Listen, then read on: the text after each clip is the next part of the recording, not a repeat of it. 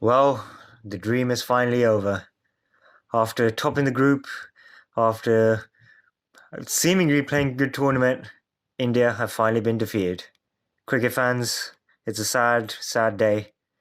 But here we are at Cricket with Intent. As always, I'm GB, your host. HV, what are your thoughts? It's coming home. What are you talking about? It's coming home. Cricket's coming home, man. England are going to win the World Cup. I don't know why. Why is everyone so sad? Like, what's the big deal? Like, did people think India are actually going to win? Like, By the way, if England lose now, you officially jinxed it and you're to blame. if they lose to New Zealand at home, at Lords, with all this expectation, you know, Yeah, they, that sounds they like just, that sounds like a very England thing to do. they don't deserve to win the world. That's all I gotta say. There's no. I doubt I can jinx that. I doubt I have that much power over it. I mean, come on.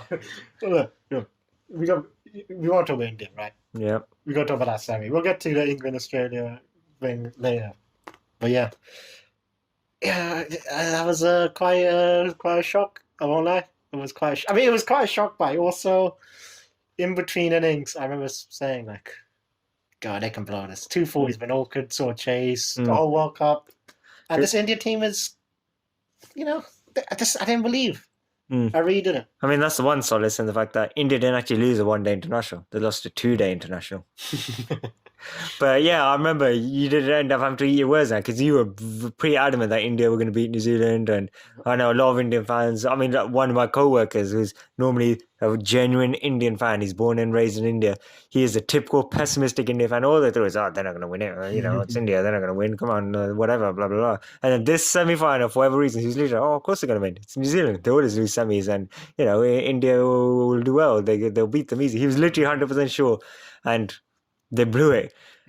Because I think similar to a lot of people that when they made that 240 in the end, and just the way that pitch was, just the way how tough it was for Williamson and Taylor, who in the end, you look back on it now, they played brilliant innings. People weren't thinking that when they first looking at it, like, oh, what's going on? They're batting too slowly, but they grinded it out, which the Indian top four or five batsmen just did not do. And they got their bowlers a total that they could bowl at, 240, which gave them a shot. And that's exactly what happened, where we all knew New Zealand had to get off to a flying start. India had to make sure that they didn't lose wickets. And unfortunately, they absolutely got blown away at the top of the order. Yeah, exactly. We literally said in the last podcast, the only way New Zealand win is if Trent Boult destroys them. Trent Boult didn't actually destroy them. He got Kohli out. Matt Henry destroyed them. Yeah. But it was a team effort, that's the thing. Who got the wickets was irrelevant for him because it was all part of a well-oiled machine where all of them bowled really tight and made it tough. They fielded unbelievably. I mean, that catch was stunning. Who did the catch? Jimmy Neesham. That's it. Absolutely spectacular. I actually forgot about the catch. Yeah, that was an unbelievable catch. It's the situation. Like, I think they showed the statistics. He had to leap 2.5 meters across, one-handed, barely an inch off the ground, with his weaker hand, I think. It's one of those that just... they don't seem possible, right? Yeah. You just think it's going to bounce short, like it's going to happen.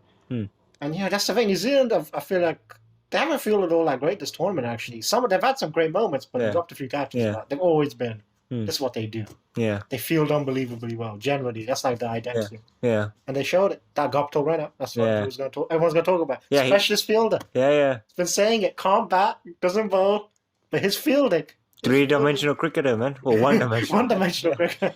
That was an unbelievable piece of fielding as well, because he had about 1.5 stumps to aim at, because it wasn't like a full-on view of it. It was like he was coming out from an angle. And he got it basically pretty much on the full, didn't he? Yeah, one stump, and it's just outside the 30-yard circle, right? So that's like a 30-yard throw, like on the money. And not even on the bounce. Yeah. Bang. Yeah, and it was against Dhoni. I know he's not as young as what he used to be, but still he's been one of the best runners in international cricket that I've seen. And yeah, that was the killer. I mean, but yeah, just going back to the top order, like, it's hard to blame the top 2 or 3 because they've been carrying the Indian batting lineup. Rohit Sharma especially, like, he's made over five centuries, well over 600 runs. He finally had a bad game. Rahul, I never particularly rated anyway, but he was at least grinding it out. And we really needed him to grind it out this match. Kohli as well, I know he hasn't played spectacular, but I know you've got strong feelings about him. He's made 550s, no centuries, average 55. I mean, can you really blame those guys in this match? Yeah. I'm glad you started. You brought me on this because I was gonna mention this right now. Yeah, Kohli. I know I'm just thankful now that it's over.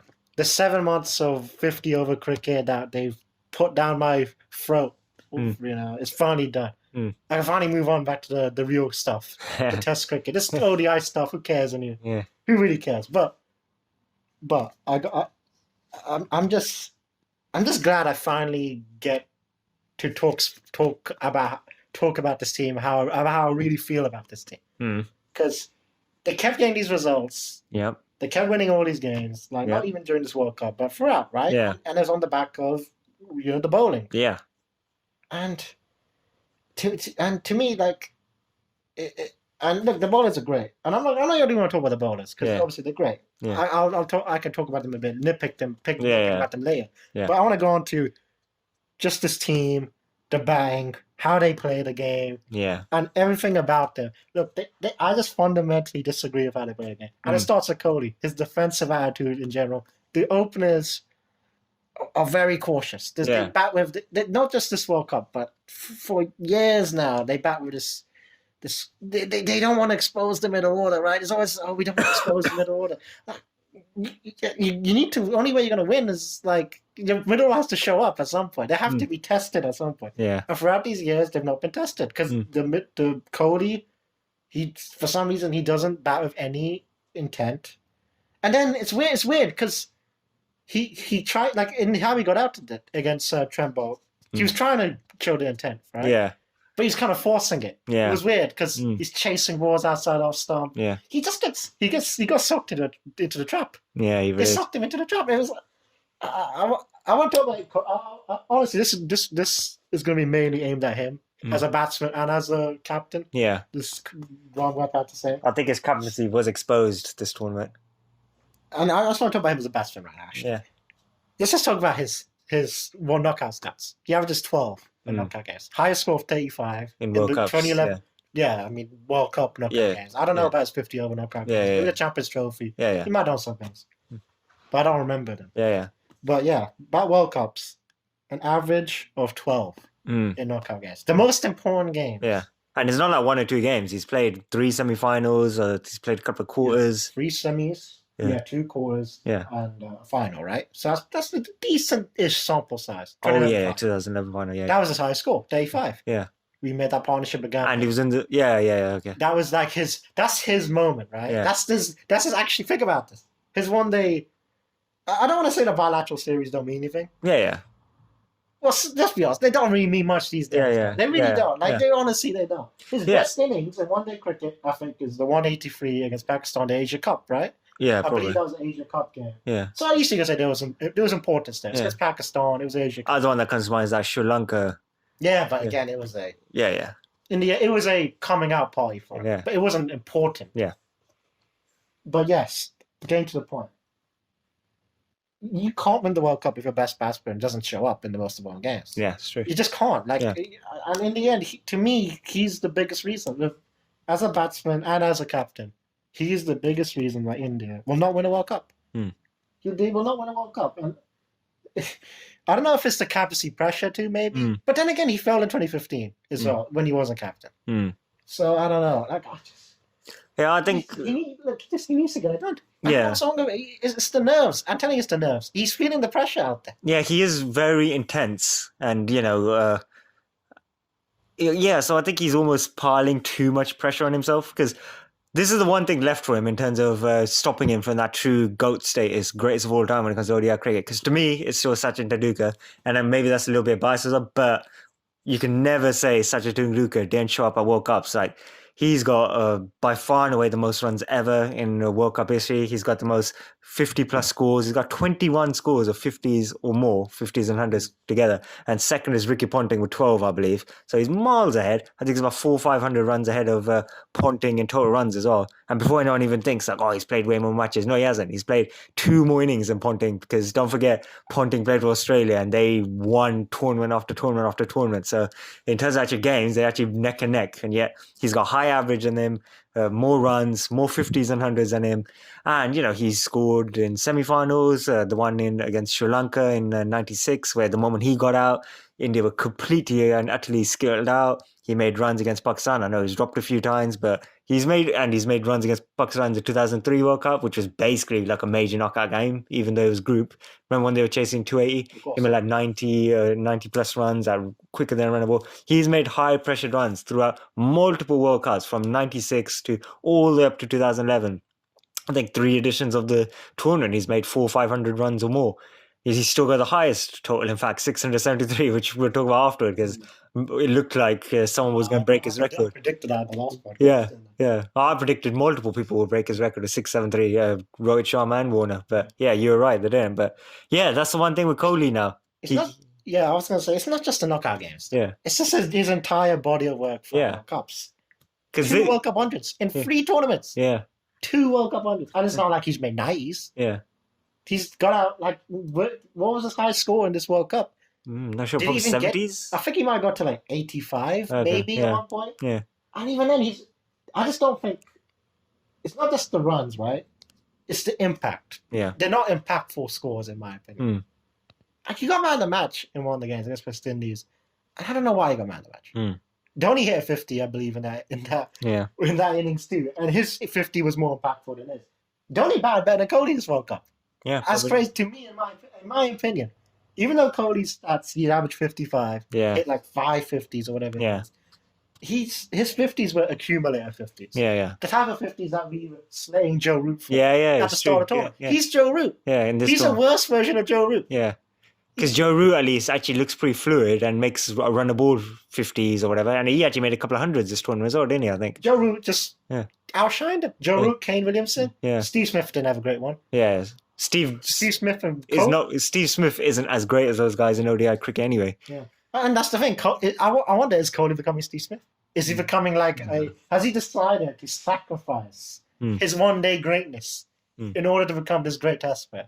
Yeah. Because I know his stats are unbelievable for one-day cricket. Yeah. In 2018, I think he averaged over 100. Yeah, he was insane, yeah. But again, you watch him, he just isn't that guy. Yeah, as attacking anymore. He's not the dynamic guy who would, once he's in, bang. Yeah, go through the games. Yeah, it was crazy in his prime. In his prime, he would destroy bowling lines. He wasn't just an accumulator, he was a destroyer. Yeah, that's true. Now he accumulates, and he goes over, I know he goes over 100 strike rate, and people are going to say, oh, he's got 105 strike rate, and he's averaging 100. What are you on about? That's amazing. Look, 2018 were flat pitches. Yeah. I don't even know why I'm talking about these bilateral series anyway. Yeah. I just got a lot of things to say about Kohli, and I'm getting them all out right now. Yeah, because this is therapeutic for you. And look, he got to step up in these games. I don't know what he's doing. Yeah. You at least get out properly. Yeah. Against Mitchell Johnson, he's trying to cook the ball in 2015. I remember that I was thinking, man, what's he doing? You're meant to be like the main guy, and you're just doing that. Yeah. It's kind of reminiscent of Tendulkar getting out, right? In the 2003 final. Yeah, slightly different conditions. That was at 359 back when that really was mammoth. But his captaincy as well. Like, let's talk about India's captaincy and management in general, because I think they really failed. Because firstly, let's go back from the beginning. The whole Santner thing instead of Rayudu, did the whole 3-dimensional cricket thing. I mean, you look back on that now, and it's just... Santner, you mean Shankar. Sorry, Shankar. Not Santner. Sorry, my mistake. Yeah. Sorry. But you look back on that now, it's a ridiculous decision, because he wasn't that good as a batsman. He rarely used as a bowler. Was he used once? I can't remember. He got Imam ul Haq out, remember? In Pakistan. Fine. So he did that one thing. And then he got injured, right? And then they still then didn't bring in Rayudu. They brought in, who did they bring in? They brought in Pant and... they brought Pant and Agarwal, right? Agarwal. What the hell did Agarwal do? He didn't even play. Yeah, exactly. He didn't play. What's the point of bringing him as a backup when you got Rayudu? And I'm not saying Rayudu's a world beater. He's all right. He's a batsman. Yeah, he's a technical batsman. And he is textbook batsman. And that's what we needed in that middle order. Beyond the top 3, he then got into this weird phase where Pandya's Pandya, he's fine. He hits runs quickly down the order. But he was coming in too early at times. I mean, and you look at that in terms of this match in particular, what were they thinking? Dhoni's the most experienced player. Once those top three had gone out, he should have gone in straight away. Oh, for God's sake, I forgot to mention Dinesh Karthik. What was the point? He should never again play for India. And look, he seems a nice enough guy, all that sort of stuff, but he has had multiple opportunities and he's failed pretty much each and every time. And I know he's a bit unlucky. It was an unbelievable catch, like we mentioned. And, you know, if you told me he's going to play that shot, he did basically the right thing in terms of aiming it really low and, whatever. And he pulled off a spectacular catch. Yeah, true. But, you know, in terms of where he went to the field, it was low. But, yeah, in that situation, what are you trying to do? You got to survive. You got to see it out. And he just made a nothing score. And plus, he took a lot of balls up for no reason. Yeah, okay. I'll move on to that part. I'll stop with the Kohli stuff and talk about it. Okay, Dinesh Karthik. So in his career, I believe he averages just over 30. Yeah. A strike rate of 73. Yeah, that's poor for Test cricket.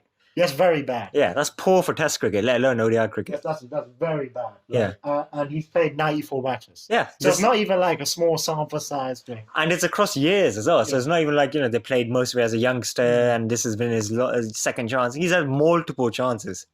I don't... Karthik is not a one-day player, 50-over player. Just flat. I don't understand what happened. He made that one innings, that Nidahas Trophy 30 off 10 against, Bangladesh, which he won the game and all that. Living off it. Yeah. Okay, that's T20 though. It was a T20 game. Yeah. It was a T20 game. Why is he getting into the one-day team? The guy is not... He is not a proper batsman. Yeah, I mean, one of the most ironic statements I read was in the late 90s and early 2000s, India struggled to find a wicket-keeping batsman, so they just made Dravid the wicket-keeping batsman. And now we're in an era where we had Dhoni, we had Karthik, we had Pant, we had even Rahul. We had basically 4 wicket-keeper batsmen in our freaking lineup, with only 2 of them, Rahul and Dhoni, proper batsman, you'd say. Obviously, Pant is good as well, but he's young. He's one of those big hitting types. I mean, it was just bad decision making all the way through. Where after those top 3, Dhoni should have come in. Dinesh Karthik shouldn't have even been there. It should have been Raidu instead. To be honest, it should have been Jadhav. Or Jadhav. Jadhav got dropped. Yeah, or Jadhav. I'm out here. I understand what happened with Jadhav, right? Not just the fact that he got dropped, but the fact everyone just accepted it. Yeah. All the fans just thought was like, he got dropped. Like, but why did he get dropped? Tell me why he got dropped. Firstly, they stopped pushing him down the order. Yeah. He's 7. Yeah. The guy bats at number 5, and then just like, we'll bat you at 7 now. Yeah. You get like 3 overs. Yeah. To bat. And we won't bowl you either. Yeah. So you're basically doing nothing. You'll do nothing. and then for some reason, you're talking about the Pandya thing. I want to talk about that as well.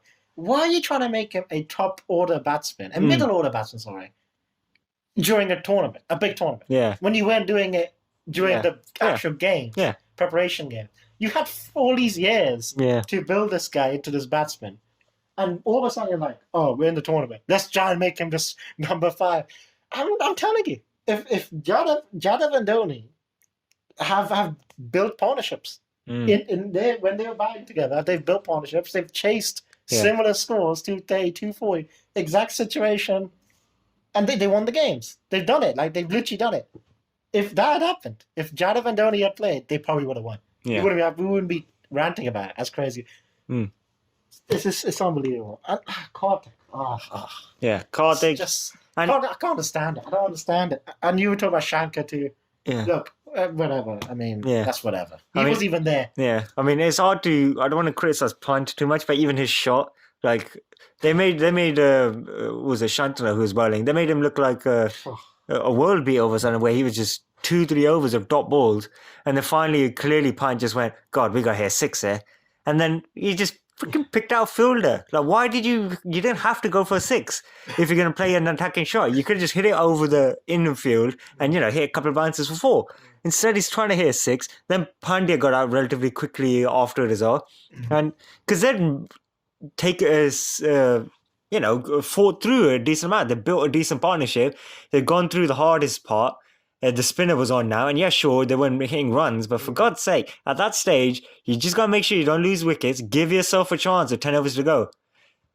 Pat, okay, he's a 21-year-old, and he has that flaw in his game where he's just like, I got to hit a 6 to the leg side. Yeah. It's just one of those things. He's like, I have to do this. Yeah. If I haven't done it in a while, I have to do it. Yeah. And you're right. I think he bowled 5 dot balls in a row to him, Sadler. Yeah. Which is pretty poor. Your bat doesn't get off strike. He's a left-arm spinner. He's turning into you. Yeah. Just and like, and it's not like he's some top quality, world beater or something. Give a Shane Warne or something you can understand, but it's just like, what are you doing? And then, and people say Dhoni should come out for. Okay, look, I understand. They're like, oh, the ball's swinging. If Dhoni gets out now, we're done. Okay, man. Put Karthik. Sacrificial lamb. Get him in there. Tell him okay. But why is Pandya coming in ahead of Dhoni? At that stage, the ball had stopped swinging. Yeah. You need a guy to build a partnership, stabilize things. You put Pandya there. Wouldn't it have been more smart to put Dhoni there? Yeah. Have him play the innings that he played. Yeah. Which is like 50 or 70. Yes, he made instead, like say he made 80 off 100 or something. Yeah, 110. Very doable. Like you see, like that's basically what Williamson and Taylor did. Yeah. Practically, if he just played that innings. Yeah. I mean, the only reason why he got out was because he had to hit sixes at the end. Yeah. It wasn't because they got him out, so to speak. Yeah. If Dhoni just had played that innings at number 6, that's when Pandya came in, which was he had plenty of time to bat Pandya. Yeah. Pandya was always laying out. Yeah. Pandya was never going to win that game from that position. Yeah. Because he's not a batsman, real batsman. Yeah. He's a batsman in progress. Yeah. Right now, at this stage of his career, he's a top quality hitter. Yeah. If you had him coming in as a hitter to, let's say the striker, the run rate went up to like 9, you still had Pandya and Jadeja, who the way Jadeja batted, they probably would have won that game if they had kept the wickets in hand. And instead, they just messed it up. They went, for some reason, what did they say? They said something like, we needed, basically I think it was this, we can't send Dhoni in, because if Dhoni comes in now, he gets out. We're done. If he gets out, we're done. That's what they said, Kohli and Shastri. Yeah. We need him to hold up the end for experience at the end because he's the great finisher. Yeah. His finishing is not that good anymore. Yeah. He's not a good finisher. And also that just shows again the negative mentality of rather than, all right, Dhoni, you stay until the end, go in now, stay until the end, absorb pressure, we trust you. Instead, it's negative captaincy. One of the great comebacks in World Cup history is Pakistan versus Australia, 2003 World Cup. I think it was 2003 or 2007. Or 99. No. It was definitely after 99 because it was Simons. Oh. Yeah. Where they'd got to a really bad start, Australia, and Ponting had gone out and Simons is coming in. And Ponting had really pitched that Simons has to be in the squad because they didn't think the selectors they should be. And he literally told Simons, you stay until the end. And that's what he did. He made well over 100 runs, faster than Red Bull. Australia ended up making over 300 runs. But, it's just that mentality where they brought in an attacking batsman, Simons, and they just said to him, you stay until the end. You go make an innings. That's what they should have done with the Dhoni, where you just stay until the end. Make sure you don't get out. And then, like you said, they could have used Pandya and Jadeja to get their attacking runs. And we got to talk about Jadeja because why isn't he in the ODI team? He is the best fielder in the world. You never thought you'd say that about an Indian player, but he is, I think, the best fielder in the world. And he bowls pretty good. If nothing else, he's always economical. He could take wickets as well, as you see, and he could bat better than any of those other bowlers because we got long tail as well as a weak middler. And now I'm not expecting Jadeja to do what he did here in terms of batting every time, but he's capable of scoring runs, like 30 runs or a run a ball, that sort of thing. He just played unbelievable. Because of him, this match is competitive. Can you imagine if he got out? We would have been skilled out for less than probably 150, probably 160 the way they were playing. Yeah, honestly, it's one of the best innings I've seen. Yeah. In a long time. Yeah. Honestly. I'm actually trying to think off the top of my head about ODI innings. In terms of tough runs at recently, in terms of that. If he was so close to pulling off a miracle win. Yeah. I know people say that, why wasn't he playing? I'm on the team, which is like, on flat pitches, that guy's bowling. He's getting whacked. Yeah, probably, yeah. That's the reason why he doesn't play. People are like, why is he not playing? There's a reason he got dropped. Yeah. There's a reason he got dropped. People need to calm down with the recency bias. Yeah, true. But one thing is, the way India should be is that they should play the spinners, the proper ones, depending on where... They should be flexible. Yeah, exactly. I understand that. Yeah. If he bats like this, he can play as a batsman. He doesn't now. Yeah, that's true. the issue. Yeah, true. That's the issue. He batted like this because of Mandrake. Yeah. Mandrake expired him with his comments about him being a bits and pieces player and all that. Yeah. Listen, he was unbelievable. Throughout the tournament, even when he was a substitute fielder, he was literally unbelievable. He bowled well. I expected him to bowl well. It was Old Trafford. It was a spinning pitch. It was a perfect pitch for India to win this game. That's the funniest thing. It wasn't like it was, Headingley or edge basting, where the ball is meant to like. There's not much meant to be much there for the spinners. It's Old Trafford, a Yeah. perfect pitch for the spinners. And yeah, that's another thing. I need to talk about the selection more because I haven't actually gone onto all that. Again, it's Kohli's defensive mindset. Because I'm going to talk about the bowling as bowlers a bit. He doesn't pick Shami. The best wicket taker for India. Best wicket taker the whole tournament, really. 14 wickets in 4 matches. Yeah. He's averaging like 13.9. Yeah. Which is crazy. I mean, that's insane. Mm. I mean, that's absolutely insane. And then he doesn't play Kuldeep, who at Old Trafford, literally early in the tournament against Pakistan, was brilliant. He bowled Babar Azam, remember, with that brilliant delivery, and it was unbelievable. And he doesn't pick him. He doesn't pick the two attacking bowlers in the team for some reason. And he picks Chahal, who bowled terribly. Yeah. Absolutely terribly. Yeah, that's almost been forgotten because New Zealand only made 240, which, as you know, in hindsight, was actually more than enough. Everyone was acting like, oh, what with Taylor Williamson doing? What are they doing? Yeah. I was watching it thinking, this team, they're doing this for a reason. Yeah. Like, they're not going to be like... Those two are literally in the top 5 probably ODI batsmen in the world right now. And, you know, and the people are just looking at it, oh, these idiots, you know, who's playing poorly on purpose. And clearly, if those two are struggling, there was something in it. I was thinking, like, what's going on here? These guys are... I'm watching the ball turn, swear. Like, why acting like there's nothing in this pitch? The ball moved early as well. I saw it move early.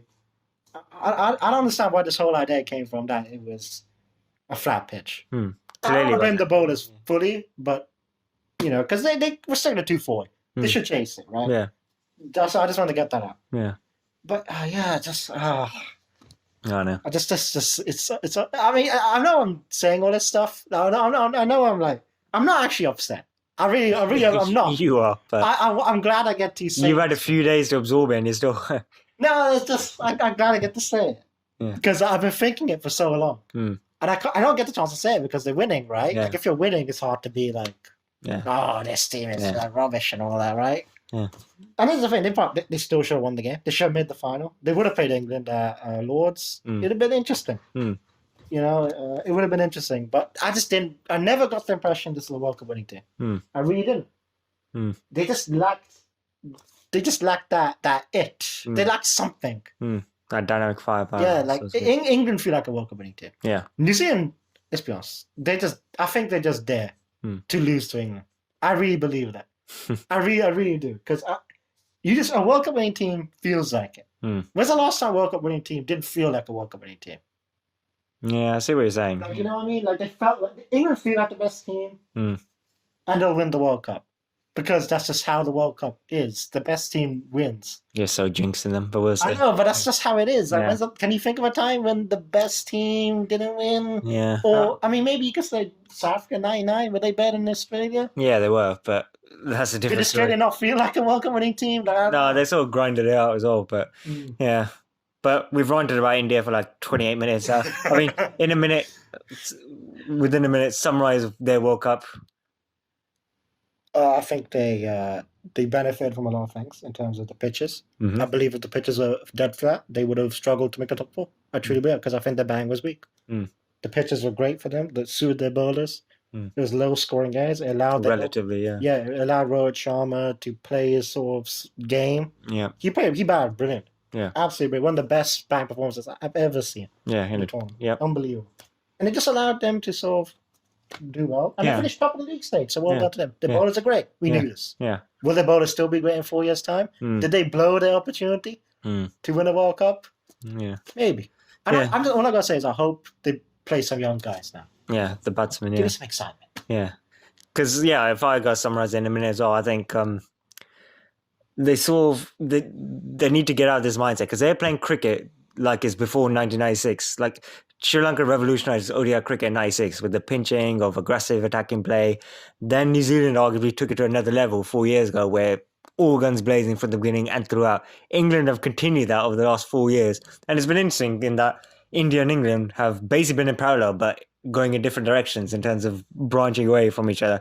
And even though India obviously finished high in the group and all that sort of stage, looks like England have basically proceeded past them in the tournament, and that seems to be the way to go. And it'll be interesting to see, especially if England win the World Cup, what India do from now. But they definitely, I agree with you, definitely need some youngsters. Dhoni's gone, obviously.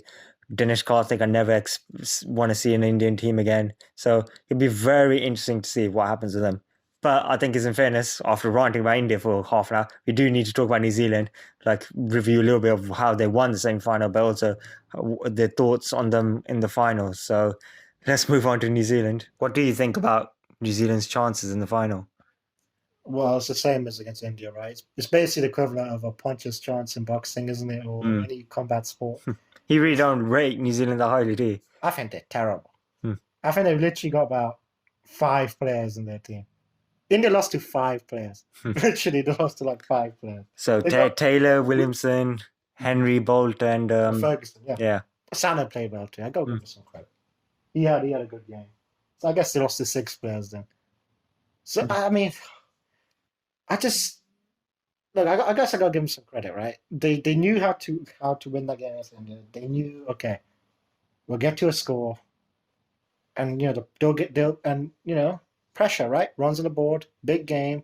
We got the bowlers to do some damage, especially with the new ball, and they did it. And that's what they're going to do against England too, right? It's going to be the same game plan. They'll probably try and bat first, probably try and get to 250 again. And everyone keeps saying, "Oh, Gupta's going to make runs. Gupta's going to make runs eventually." Like I feel like every match now, for like 7 matches in a row, they're like, "Oh, Gupta's going to make runs." It's almost like they think the law of averages just has to balance out at some point. But exactly. yeah, I mean, surely at some point, I mean, I'm basically about to say as well now that their openers have to do something, because that's been the fundamental weakness of this New Zealand team. Their openers, because basically Taylor and Williamson are playing like openers at the moment, because they're basically both in by the time New Zealand hit 20 runs, if that. So I think that's going to be a fundamental weakness and problem, because especially as England's opening bowling attack is pretty good now with Archer and whatnot. And Williamson and Taylor, there's so much pressure on those guys. It really does come down to them making some sort of competitive score, assuming they bat first, and then the bowlers have to do the job. But it's going to be really tough for them, isn't it? Because they lack just that little bit of firepower. Because if England bat first and make 350, you just don't see New Zealand chasing it.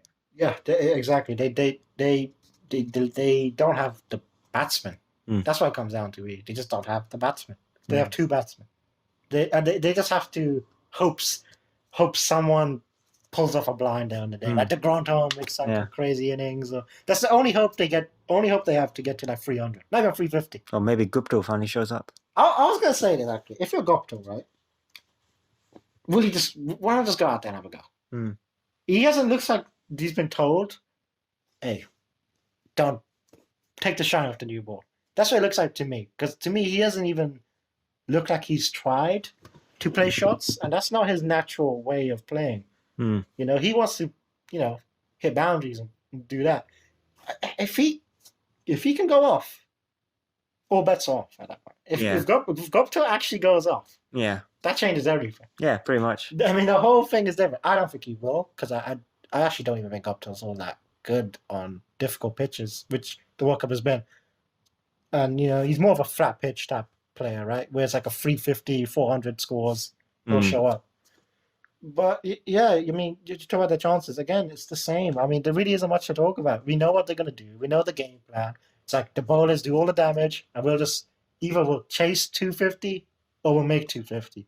Whatever it is, they're going to play that very conservative style. They're not like the 2015 team at all, are they? No, they're opposite. Yeah. I mean, they just lack the players after obviously losing McCullum and Gupta, who's off form. But yeah, it'll be interesting to see. I mean, I'm going to be similar like I was in the semi-final. Like everyone else seems to really write New Zealand off, but they're just that team that plays out of their skin, and they're pretty good under pressure. That's underestimated about them. Like they've won a lot of pressure games over the years in terms of World Cups and stuff, just to get to the semis and obviously to get to the final last time to beat South Africa in the semi-final, and they've done a lot of good things.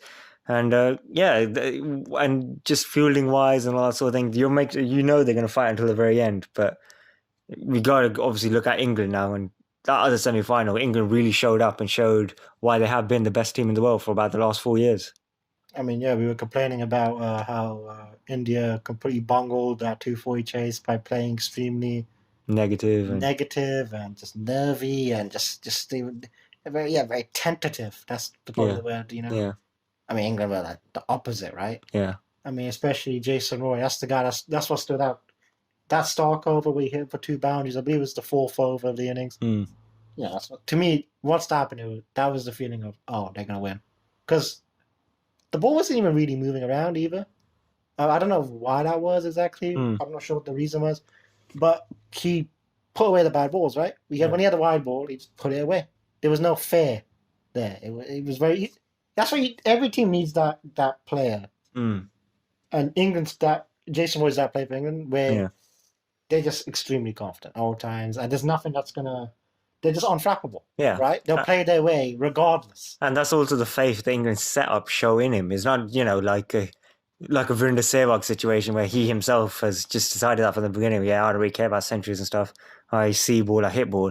That they've literally, as part of the setup, have told a lot of their batting lineup, in fact, that yep, we're going to go for it and try and make as many runs as possible. Is that what New Zealand did in 2015, but even more taken to the extreme? And here's the thing, I've been an England hater for a while, actually, if you remember. Like I basically said not going to make the top 4. I said all these things. And the reason was because I believe the main reason is I didn't think Jason Roy was this good. I just didn't think he was that skilled. And he's a lot better batsman than I gave him credit for. He's actually unbelievably good. Yeah. I would say, should I say it? No. I think he's the best batsman, ODI batsman in the world right now. For what I've seen, the way he bats, with the strike rate, the way he's played in this tournament, the impact he's made, the stats, all those things. Because he's the best right now. Because in terms of impact, I can see what you're saying. Because he's absolutely changed that England team. When he was out of the team, and I know Vince isn't very good, but there is no coincidence that the moment he's come back, they suddenly look like they can make 300 plus runs anytime. Because in this match, like they chased 240 or whatever, 220 with that 18 overs to spare. They could have chased 400. It was one of the most comprehensive wins in World Cup history, especially for a semi-final against the bitter rivals. I mean, when you think about comprehensive wins, you think of like maybe New Zealand against England last World Cup, where they blew them out and then they smashed the score. You think of Sri Lanka against England. Yeah, a couple of times. There's a lot of ones against England. 96 and 2011. A lot of ones against England. Yeah. But it was kind of incredible where it's always incredible when at the last 100 runs, it's like, they're going to win. The game's over and it's just like a celebration almost. It's that feeling, especially when it's around the home crowd as well. Yeah. It was kind of crazy watching it, especially when Steve Smith came on. And then Jason Roy just hits him for 3 sixes in a row. It was like, that was that moment there. Like, I think for an England fan, I mean, that's probably the moment you won't forget, I think. When he hits Steve Smith, the person they've been booing, like the whole tournament, 3 sixes in a row. It was literally, it was incredible. That was desperation from Australia. That was one of those things where I think they were like, right, we desperately need a wicket. Let's give it to Smith, someone who they probably won't respect. Maybe they'll miss hit one. That's all it was, because Smith wasn't going to get them out. It was, will they get themselves out when they see Smith? Yeah. And Jason Roy, like, he was like, oh, you think I won't try and hit him for 6? No, I'm just going to hit him for 6 3 times. Oh, like, I mean, the guy's just... I love the guy. To be honest. He's what made me get up in the morning as an India fan when Sehwag was there. Yeah. He's that guy for me. Yeah. But it's like you can't miss this guy. Must see TV. Yeah. And I think what else was shown was just the much greater strength in the middle order as well. Because even, obviously, those two getting off to a fly helps. But then Root and Morgan both made 40 odds very easily in a run of ball, whilst never really looking like they were, really going all guns blazing. It was just very comfortable cricket where they just very easily made the rest of the runs. Like, it was just so easy. Like, and that's just their top 4 batsmen. They still had Stokes, Butler, and all these guys still to come in. Yeah, it is true, because when Roy got out to that controversial dismissal, there was that moment where, look, could something happen? It's England, right? It's England. And then nothing happened. Literally, there wasn't even a moment to get nervous. Yeah. Because literally the next over, Root hit 2 4s in a row, and it was just back to the celebration again. Yep. It was back to that, we're going to make the final. The carnival atmosphere. Yeah, exactly. Yeah, it was unbelievable. It was surreal. Like, because I've been watching a lot of England matches in my time. I mean, obviously living in the country, you get all their matches. And this doesn't happen. They're the team that blows it. Yeah. In those moments. No, and when they win, they're boring too. It was kind of crazy watching it. It was like, whoa, this is something else. That was the moment I was like, this team's going to win the World Cup. This team is the best in the world. What do you make of Australia's performance? Because they'll be a bit disappointed. Like, they obviously didn't make enough runs, But then even once they'd made 220-ish, which obviously isn't a great total, they would have expected their bowlers to do more than what they're able to. They would never have, expected to get absolutely hammered like that. Yeah, because in the interval, it felt like Australia were going to make a game of it. Yeah. Right? Like there was no feeling of, oh, England just going to kill it here. Especially this tournament, because chasing's been so difficult. Yeah, and Australia have consistently defended lowish scores, right? It's been a lot of Stark and, Barendorf. I mean, people forcing me the same thing, same as the Lords match in the league stage. But it didn't happen at all. It was. Maybe it's because of the pitch, right? I mean, the ball didn't swing. I keep saying it. The ball just didn't swing. It was weird. Because England got the ball to move. And then when Australia came in, don't know if the pitch got better or was the overhead conditions. I'm not sure, but there was really nothing in it. It became a dead flat pitch. And yeah, it was very strange. And you talk about the tournament. I mean, I thought they were going to win the World Cup. Yeah, that was your pick from the beginning. And then even as the games went on, they start off pretty badly. I don't think they're terrible. I mean, barely winning games, and then they sort of picked up. Yeah, they beat England and probably had a couple other big wins in there. Yeah, New Zealand, and just their bowlers look like, oh, this is going to be a tough lineup with Stark and Berendorf and Lyon have just come in, so Zampa, and we're like, oh, this is it. They finally got the team ready. And they just got hammered. It was kind of crazy. It was that moment, right, where if England proved they are the team, they are the better team. Yeah, I mean, it was that moment. It was like, oh, there you go. I mean, England have been my pick to win from the beginning, and I think it's funny that Australia and India were basically very similar in that they had the same weaknesses, and that beyond their top 2 or 3, once the middle order was exposed, apart from Colton Dyer randomly in that game. Alex Carey as well, come on. Yeah, Carey, fair enough. But for example, like Maxwell, he just never showed up this tournament. His tournament is basically summed up by 20 of 6-7 balls. That's about it. He just consistently did that, where he'd make a start, look good, and then just get out. And I think he did the same here, except it was actually a bit slower this time, run a ball or something. And it's just strange. The top 2 in the group have ended up both getting eliminated, and both pretty much the same way, and just having a really bad game. And it's strange. How would you assess Australia's tournament, like, in a minute, if you had to, like? Well, I think they played to expectations, man. I don't think a lot of teams really. They were third, right? Third favorites coming in, and after they came in the semis. Yeah. I mean, and they played. They looked a strong team, didn't they? It's hard to really evaluate them, I suppose. I think in the end they just lost to a better team. Really, I mean, they could. Do you think Khawaja's injury made a difference? Hanston coming in, if Khawaja had come in early, would that have made any difference? I'm trying to think. Yeah, I don't rate him all that highly myself. So in that sort of game, I don't think so. And like we said, the main issue wasn't even that they didn't make enough runs. They could have made, the way England played, they could have made 80 more and got 300, and England still would have chased that down with ease. But do you think psychologically there would have been a difference, right? Do you think because of the 220 score England fought, especially Roy, he played for if I just make a quick day, we're going to win? I don't know. I just think, like we were talking earlier, England, just the way they are now, they're playing so confidently that, they're not going to die wandering in this tournament. They're going to go all guns blazing. I expect the same in the final. I'll be surprised if anything changes. And just talk about Australia. I mean, we got to talk about Stark. He was unbelievable this tournament. Didn't play well in the last 2 games. The ball just didn't move from him. Just literally stopped moving all of a sudden. And Warner had a very good tournament. Well, volume-wise. I'll be honest. I thought Finch was actually better than him in terms of... I was going to say. I mean, Warner actually grinded out runs. Yeah, he was always the support act at times, if that makes sense. He made some really good knocks, though. I think against... He got the highest score of the tournament, didn't he? Yeah, I was going to say. He made a really big innings against Bangladesh. Was 167 or something like that? 166. So he made a couple of good innings, but by and large, he wasn't fluent. Yeah, definitely not Warner his best. And I don't know. I don't have to really evaluate that. Really. I mean, by Australian standards and what their fans expect, they expect to win the World Cup every time, so they'll certainly be disappointed. But I also they got thrashed by England. Yeah, that's gonna be the thing, isn't it? Yeah, for sure. They got humiliated. Yeah, because that was just a carnival after about 10 overs of England's chase. But yeah, I mean, we got to move on to the actual final. It seems pretty obvious what you think. You think England are going to win? Yeah, I They have to. They have to. Mm. They can't. I can't.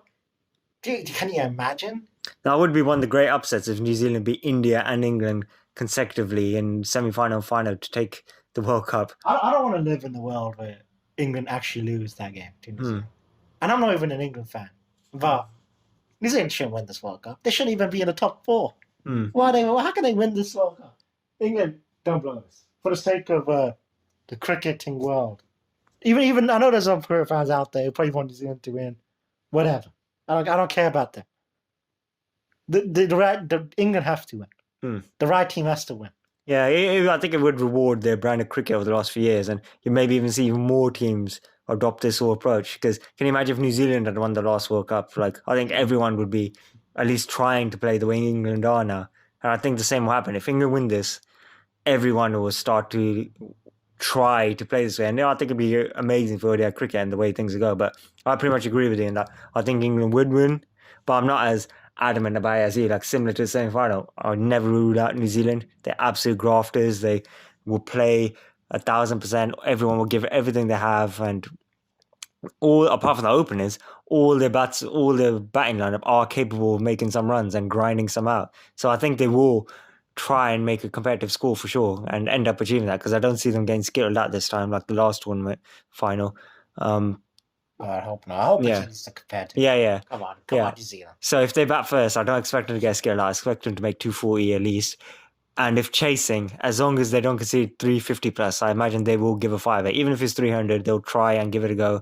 They'll be heavily relying on Williamson and Taylor, but Plausible. If it's 350 plus, if England bat first and just go all guns blazing and really comes off, then I see them winning it. But yeah.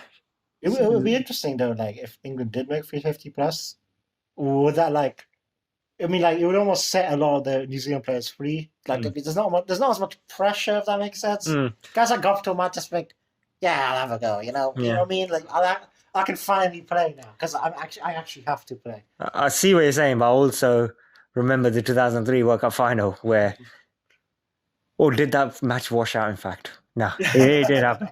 But when Australia made 359 and India were humiliated, I mean, they ended up making like 240 or something. So it's not like they got skilled up 100 or something, but it feels that way. When I look back on that match, you look at that scorecard and it's like, oh, Sehwag actually made a runner ball 80. Oh, Ganguly made once. Dravid made, I think, almost a 50.